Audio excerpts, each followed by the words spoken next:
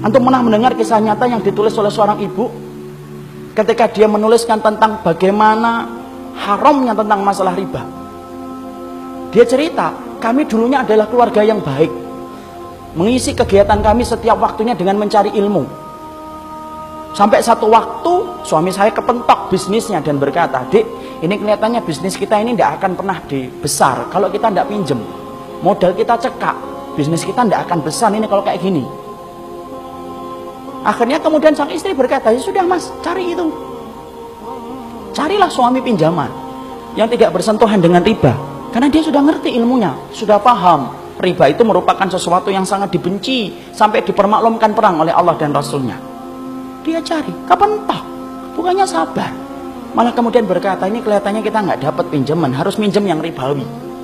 Istrinya yang sama-sama sudah ngaji, berkata kepada suaminya, "Ya sudah mas, pinjam aja, kalau memang itu terpaksa." Nah kita ini gampang sekali ngomong darurah. Nanti tutup dengan sholat, banyak sedekah. Riba mah tidak bisa ditutup dengan sholat dan tidak sedekah. Emang antum kira dengan kemudian riba setelah itu sedekah, kemudian sedekah antum diterima? Tidak diterima sedekah orang yang dari riba. Jangan dianggap remeh riba itu ikhwan. Karena kalau kita nggak ngingetin ini, rusak negara kita ini gara-gara riba. Karena Allah permaklumkan perang. Akhirnya singkat ceritanya kemudian akhirnya bersentuhan.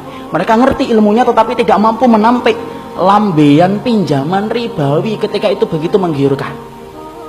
Apa yang terjadi? Allah memberikan istidraj. Usahanya berhasil, gede. Maka kemudian sang istri bercerita ketika usahanya semakin besar, maka kegiatan kami yang setiap harinya mengkaji, mendatangi majelis ilmu, kemudian jarang kita datangi. Karena kesibukan kami untuk kemudian mengatur bisnis kami.